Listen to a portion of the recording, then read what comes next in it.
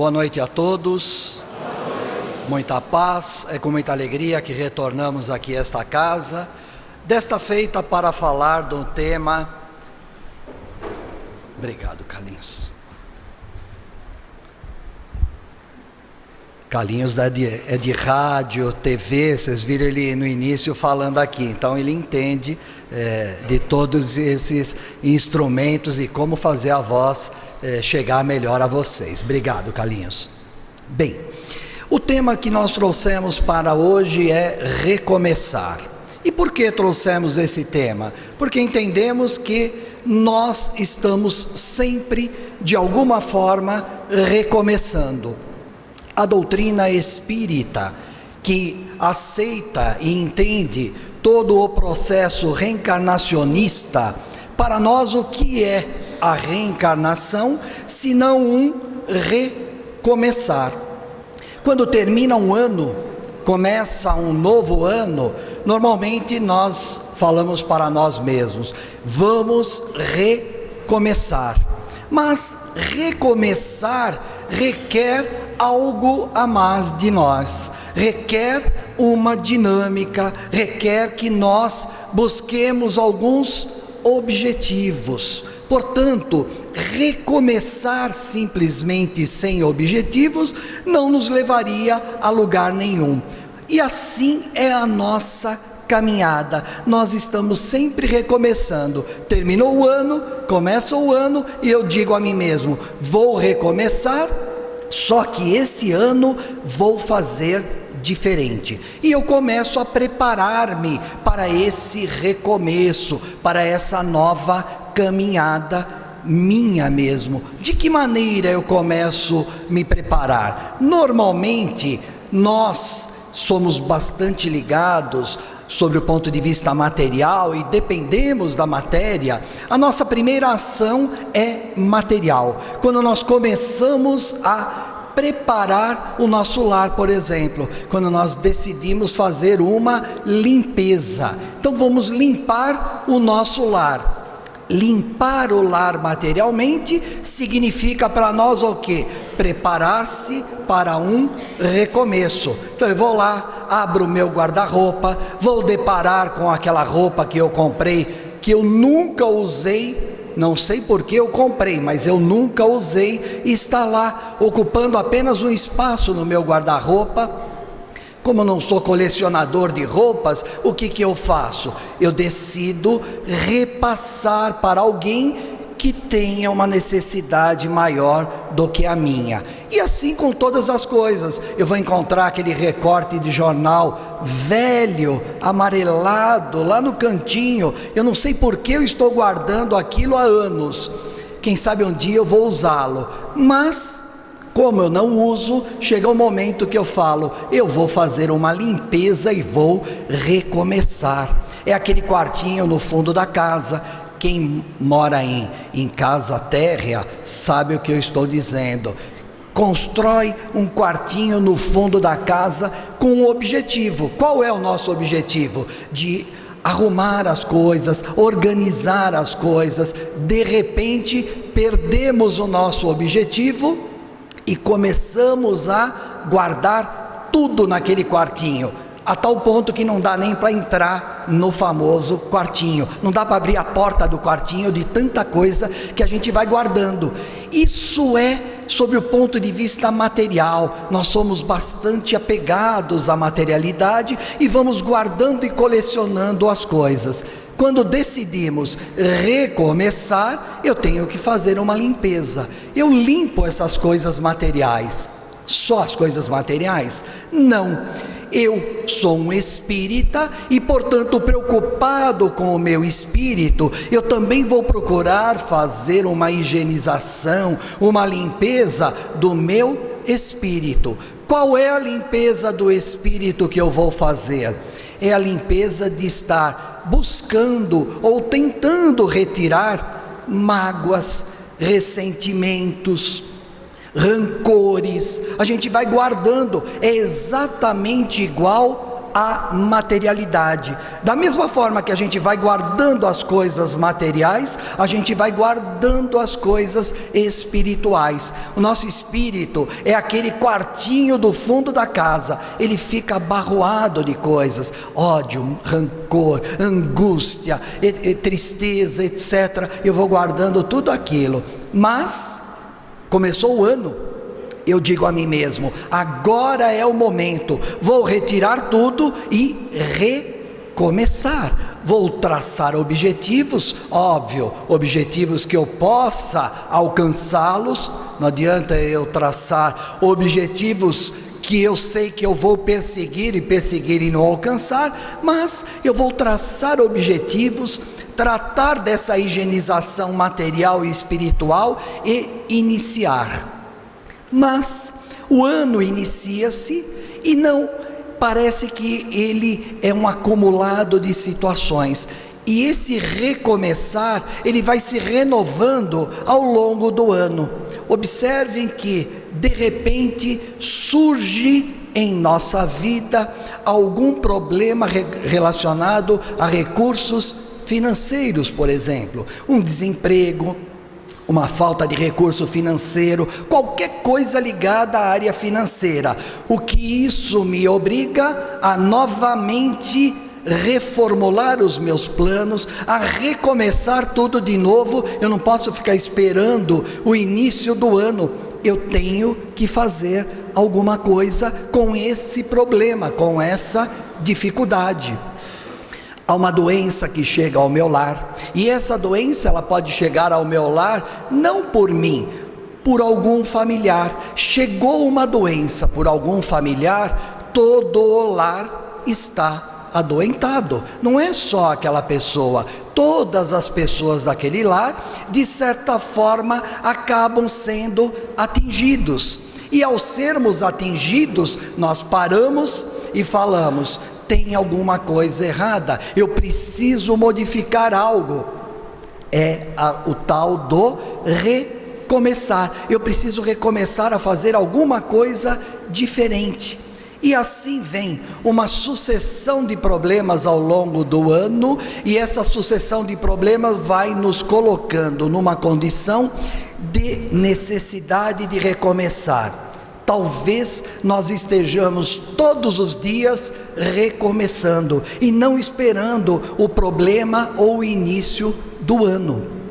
Livro dos Espíritos, questão 258. Kardec pergunta aos espíritos: nós somos responsáveis pela definição das nossas provas? Ou seja, o nosso espírito participa da decisão de qual será as nossas provas quando reencarnarmos? E os espíritos respondem: sim, é lógico que nós participamos, nós já estamos participando da formação das provas da próxima encarnação.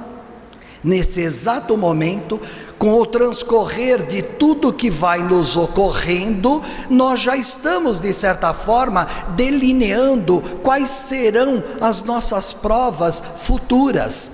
Quiçá quando estivermos na pátria espiritual, obviamente orientado pelos espíritos amigos que nos auxiliam, nos ajudam, nos orientam da melhor forma possível, para que nós também não traçamos objetivos dos quais não conseguiremos alcançar, mas nós participamos sim de todas as escolhas das provas. E aí vem a questão seguinte, 258A. Kardec não se conforma com a resposta e ele pergunta: quer dizer então que Deus, de certa forma, ele participa dos nossos problemas? E eles respondem, os espíritos respondem: Deus, obviamente, sabe de tudo que irá ocorrer. As leis de Deus são leis universais que regem o universo. Portanto, é lógico que tem a participação de Deus, mas a participação de Deus é no sentido de nos dar a liberdade de escolha. Nós escolhemos os caminhos e, portanto, quando eu tenho a liberdade de escolher o caminho, vem junto o quê? Vem junto a responsabilidade. Eu escolho, eu sou responsável pela escolha. Por isso eu dizia, é lógico que nós estamos sempre preparando as nossas provas futuras. Nós escolhemos os nossos caminhos, portanto, as consequências, elas nos pertencem. É a prova, é a lei de causa e efeito. Eu sou a causa de todos os efeitos que virão adiante. De alguma forma, eu sou a causa. Quando eu sou a causa, eu preciso tomar apenas um pouco de cuidado e serenidade com as minhas escolhas. Nessa mesma questão, os Espíritos concluem dizendo que Deus, que é bondade maior, Ele sempre há de nos dar uma nova oportunidade para recomeçar. Eles usam exatamente essa expressão, recomeçar. O que é a oportunidade de Deus nos dando para recomeçar? É uma nova reencarnação, é um novo dia, é um novo dia que inicia-se para nós, igual inicia-se para todo mundo. É um recomeçar. Eu não preciso esperar, então quando eu voltar à pátria espiritual, eu vou me preparar para reencarnar. Eu não preciso, eu posso recomeçar já, nesse exato momento. Tem um livro que eu recomendo que quem já leu, leia de novo. Quem não leu, eu acho que vale a pena ler. A doutrina espírita, ela é composta de 5 livros básicos que nós sabemos. O primeiro livro, se eu fosse desenhar, eu desenharia uma pirâmide e colocaria lá em cima na pirâmide o livro dos Espíritos. Depois, na base dessa pirâmide, vem outros 4 livros que não são menos importantes, são tão importantes quanto o livro dos Espíritos, e que vale a pena sempre uma releitura, uma pesquisa. E viria lá embaixo o Evangelho segundo o Espiritismo, o livro dos Médiuns, o Céu e o Inferno e a Gênese. Hoje eu gostaria de resgatar um pouquinho o livro O Céu e o Inferno, cujo título não é apenas O Céu e o Inferno. O título é O Céu e o Inferno, ou A Justiça Divina segundo o Espiritismo.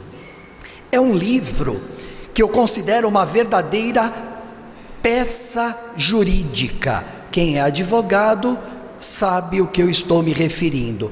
Por que é uma peça jurídica? É uma peça jurídica porque ele é dividido em 2 partes, aonde a primeira parte nós vamos encontrar os fatos. Na segunda parte nós vamos encontrar o que eu chamo de testemunhas. Por isso uma peça jurídica, não nos moldes do Império Romano, aonde todas as normas jurídicas ficavam submetidas ao império ou submetidas ao poder, não nesse sentido.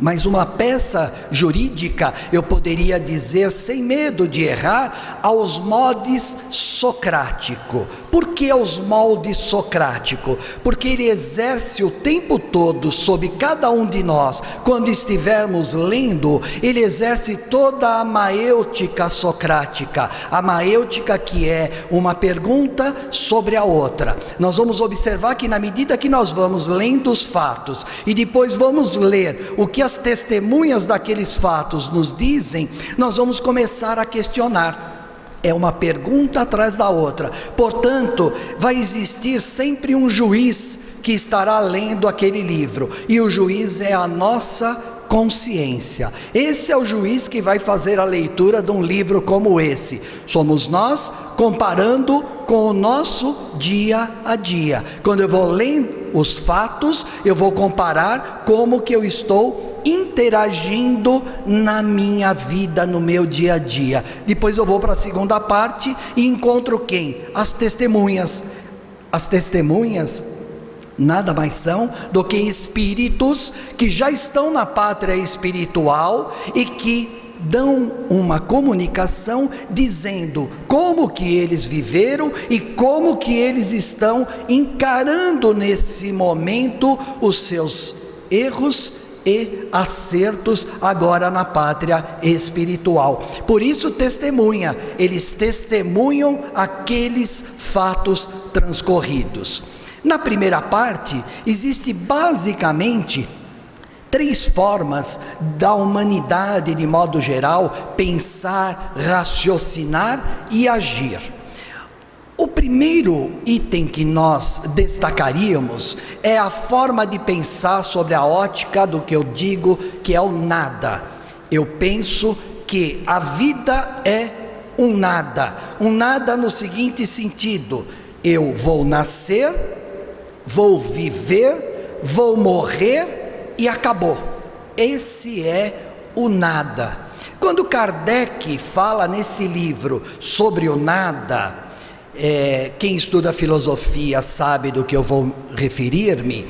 Kardec, na realidade, ele antecipava um tipo de filosofia, um tipo de uma forma de expressar e pensar, que chama-se filosofia do existencialismo. Essa filosofia, por ironia do destino, ela vem a ter a sua grande repercussão na mesma França de Kardec, só que um século, ou quase um século após Kardec, através de Jean-Paul Sartre. Jean-Paul Sartre foi um dos que mais divulgaram a filosofia do existencialismo, ou seja, a filosofia da angústia, a filosofia do nada. Eu vou viver, eu vou passar toda essa vida sobre a angústia de saber que eu vou morrer e acabou. É mais ou menos quando o médico vem para, como se o médico pudesse ser Deus, mas digamos que o médico conseguisse dizer para nós: você tem só 1 dia, 2 dias de vida, 3 dias quiçá. Digamos que o médico conseguisse dar essa precisão para nós. Se eu raciocinar sobre a ótica da filosofia do nada, o que eu vou fazer nesses 2, 3 dias que me restam? Tudo que eu tenho direito e mais um pouco. Lógico, se eu vou morrer, eu sei que eu vou morrer, o médico já constatou, já me deu a notícia, eu vou abusar e fazer tudo que eu tenho direito. Essa é a forma do nada. Mas nós da doutrina espírita não comungamos do pensamento do nada. Ao não comungar do pensamento do nada, eu espírita, se eu recebo uma notícia dessa, que eu tenho 2, 3 dias, ou mesmo quando eu estou em coma, e seja lá pelo tempo que for em coma, eu vou preservar e eu vou trabalhar o máximo possível para o meu crescimento. Ou seja, eu não vou desperdiçar 2, 3 dias, 1 hora, seja o que for, pensando no nada, porque eu sei que o nada não existe. Se o nada não existe, eu vou pensar no meu crescimento. Se eu tiver 1 hora, 1 dia a mais, ele é importante. Vide essas pessoas que acabam recebendo uma doação de órgão. A pessoa precisa de um órgão, sem aquele órgão ela certamente irá morrer. Ela recebe aquela doação. Quando ela recebe aquela doação, o que ela faz? Ela recomeça. Por quanto tempo? Ela ganhou um tempo a mais. Na medida que eu ganho esse tempo a mais, eu vou cuidar e trabalhar o quê? O meu crescimento moral e intelectual. A segunda forma de pensar, e essa primeira forma, não imaginem que não tem muita gente que pensa. Muita gente pensa, que são os materialistas. materialistas. A segunda forma de pensar que Kardec menciona no livro é a forma de pensar panteísta. O que vem a ser a forma de pensar panteísta? É como se eu morresse, depois que eu morri, eu não vou para o nada, não é o pensamento do nada, mas eu retorno para Deus e me uno a Deus. Ou seja, é como se cada um de nós fosse um pedacinho de Deus. Nós saímos de Deus e retornamos para Deus, e acabou. Ou seja, esse é o pensamento panteísta. Existe o corpo físico e existe a alma. Só que essa alma, ela retorna para Deus, se unificando a Ele. Tem um filósofo, bem antes de Kardec, o nome dele é Spinoza, Baruch Spinoza. Baruch Spinoza tratou desse assunto com bastante maestria, eu diria. Quando ele se aproximou, sem conhecer a doutrina espírita, mas obviamente era ele um espírito já bastante avançado e adiantado, quando ele trata esse assunto, demonstrando que na realidade o que nós temos não é um processo panteísta com Deus, mas é um processo de imanência com Deus. Imanência quer dizer, nós estamos ligados a Deus o tempo todo, nunca deixamos de estar ligados a Deus. Esse é um pensamento do qual a doutrina espírita acaba aceitando, não o panteísmo clássico, mas essa ligação com o Pai, com Deus. Ele nos criou, a partir do momento que Ele nos cria, estamos sempre ligados a Ele, nunca deixamos de estar ligados a Ele. Por isso, mesmo que a pessoa seja extremamente má aos nossos olhos, mesmo que a gente não diga para a pessoa, fica com Deus, vá com Deus, não tem jeito, a pessoa está também ligada a Deus, como cada um de nós. Então, se alguém esquecer de dizer por outro, fica com Deus, meu amigo, vai com Deus, não faz mal. Nós já estamos com Deus, sempre estivemos. Paulo de Tarso percebeu isso claramente quando ele disse: em Deus eu estou e em Deus eu me movo. Ou seja, cada um de nós estamos sempre ligados a Deus. É isso que nos impulsiona ao crescimento, é isso que nos impulsiona ao progresso. Então não existe aquela pessoa que, por mais cruel que ela possa ser aos nossos olhos, por mais difícil que ela possa ser, por mais dura que ela possa ser para com o próximo, aos nossos olhos isso é um julgamento nosso, mas ela não deixa de estar ligada a Deus. Mesmo aquela pessoa que nos ofendeu, aquela pessoa que nos magoou, aquela pessoa que fez inúmeras coisas contra nós, assim como nós, ela também está ligada a Deus. E na hora que eu começo a perceber isso, quando eu vou recomeçar, eu começo a interagir com as pessoas um pouco diferente. De que adianta eu não querer retirar do meu espírito, naquela limpeza, as minhas mágoas, os meus ressentimentos? De que adianta isso, se aquela pessoa que me magoou, que causou todo o ressentimento, ela está ligada a Deus, assim como eu? Somos irmãos em Deus.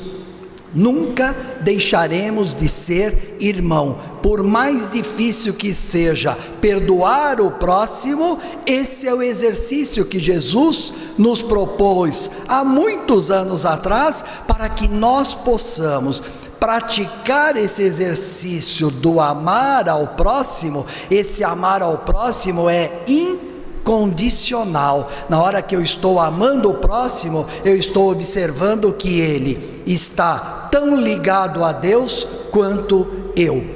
Nós dois viemos do mesmo Deus, que é o Deus único.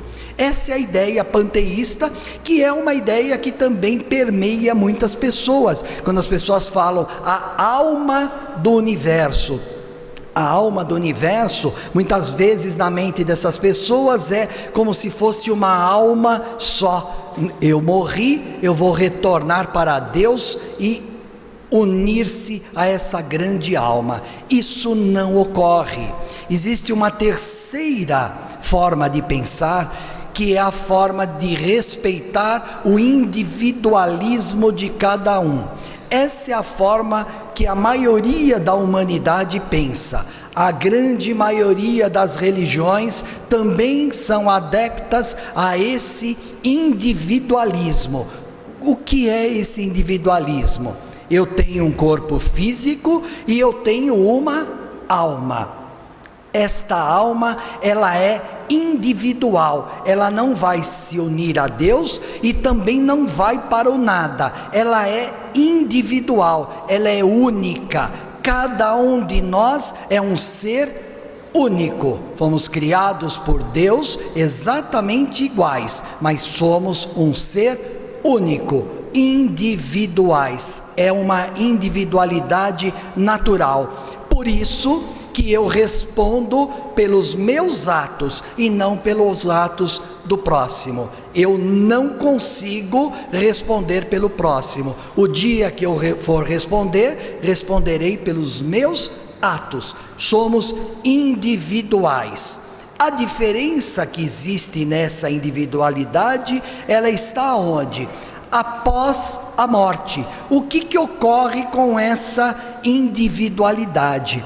Para uma grande maioria, essa individualidade ou essa alma vai ficar em algum local ali parada, esperando um tal de juízo final, alguma coisa nesse sentido, mas vai ficar estacionada. Os teólogos cristãos falavam em ir para o céu, tanto que eles falavam na existência de 3 céus, sendo o primeiro céu, se não me falha a memória, composto de nuvens e ar, o segundo céu composto de astros, e o terceiro céu composto de santos, anjos e arcanjos, se eu não estou enganado. Existem outras religiões que falam em 9 céus, e assim por diante, cada qual dá a sua forma de entendimento, mas elas pensam assim: eu vivi, eu morri, meu corpo morreu, a minha alma, se ela foi uma boa pessoa, ela vai para o céu, e ali fica parada, estacionada. Isso é uma forma de pensar. E aquela pessoa que não foi boa, que não praticou bons atos, ela vai para onde? Aí vem toda a nossa criatividade. Nós estamos sempre ligados, muito ligados à materialidade. E por estarmos ligados à materialidade, nós acabamos criando um local, demos um nome a esse local bem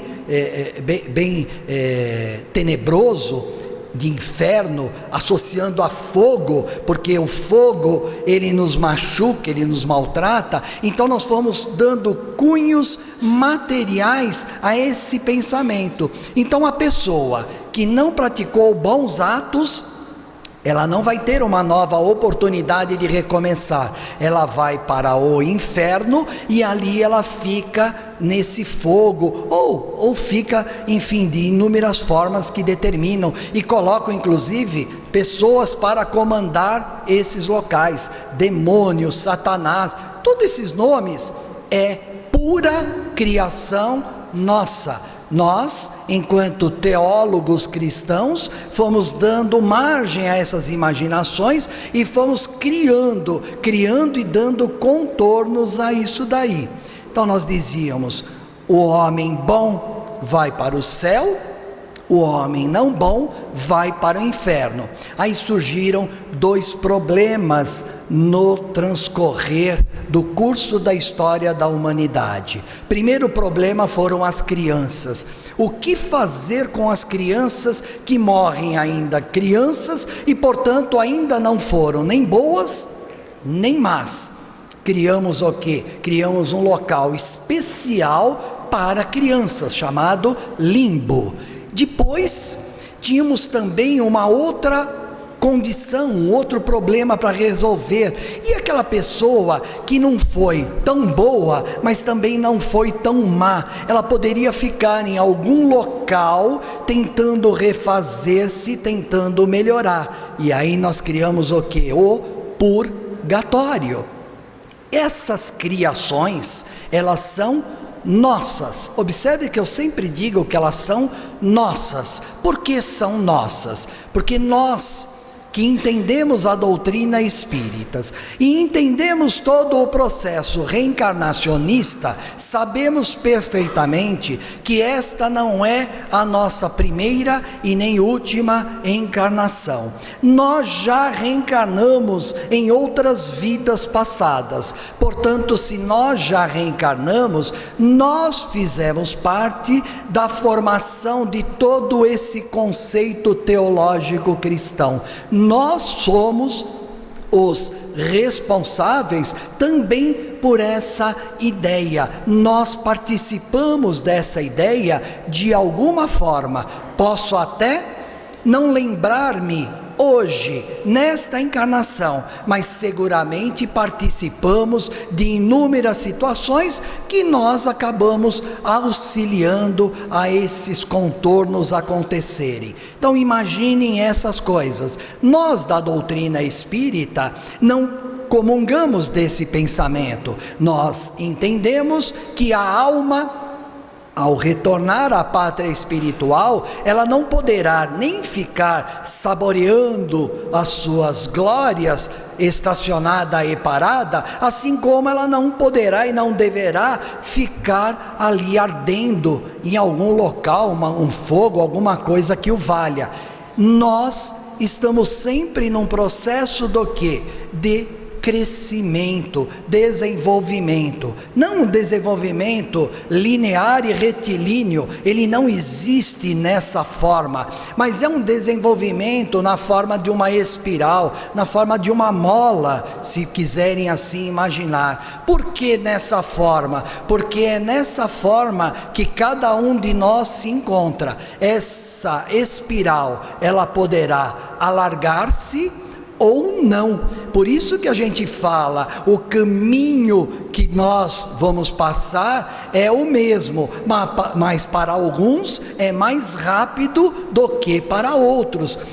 A velocidade está nessa espiral, ela pode ser mais larga ou menos larga. Na medida que ela vai ficando menos larga, significa que eu estou em pleno processo de desenvolvimento moral e intelectual. Eu estou adiantando-me, é isso que significa, e não uma forma retilínea. Se eu colocar numa forma retilínea, então eu acabaria aceitando o conceito e a ideia de céu, inferno, purgatório, etc. Isso é uma forma retilínea. A nossa forma da doutrina espírita, ela é espiral, sempre em ascensão. O espírito nunca vai retroagir, ele sempre vai avançar, sempre avançando e progredindo. De que maneira? Através desses recomeços. Eu reencarno, eu retorno, eu tenho um recomeço. Quando eu citava o livro O Céu e o Inferno, eu mencionava que nós somos os juízes. Portanto, somos nós que vamos ficar o tempo todo perguntando: como que eu estou agindo? Eu estou agindo da forma panteísta? Eu estou agindo da forma do nadismo? Eu estou agindo da forma do individualismo, mas o individualismo retilíneo? Ou eu estou agindo como a doutrina espírita nos coloca, como Jesus nos colocou? Ou eu estou agindo buscando a ascensão moral e intelectual? É muito triste quando a gente escuta as pessoas falarem: puxa, o ano passou e eu nem vi o ano passar. E a gente escuta e a gente fala essa frase. O dia passou e eu nem vi passar, o ano passou e eu nem vi passar. Aí eu me lembro de um poema de Mário Quintana. Eu gosto muito de ler Mário Quintana, e ele fala mais ou menos assim. É no livro Esconderijos do Tempo. O poema é 666. Ele diz: a vida é um dever que eu levo para a minha casa. Quando se vê, já são 6 horas a tempo. Quando se vê, já é sexta-feira. Quando se vê, se passaram 60 anos. Ah, se um dia alguém me desse uma nova oportunidade para recomeçar, eu nem olharia mais para o tempo, seguiria sempre em frente, iria pelo caminho jogando as cascas douradas do tempo e da vida. O que Mário Quintana está nos chamando a atenção é: enquanto eu estiver preso à materialidade, e o tempo é materialidade, eu estou esquecendo da coisa mais importante. A coisa mais importante sou eu, a minha moral, o meu intelectual.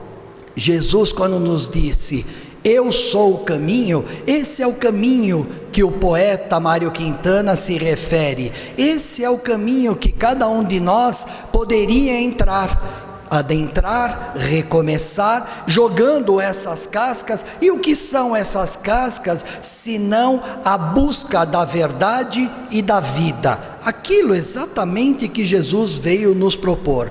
E assim fica a mensagem de Jesus para cada um de nós. Precisamos esperar o ano acabar? Precisamos esperar um problema chegar para recomeçar?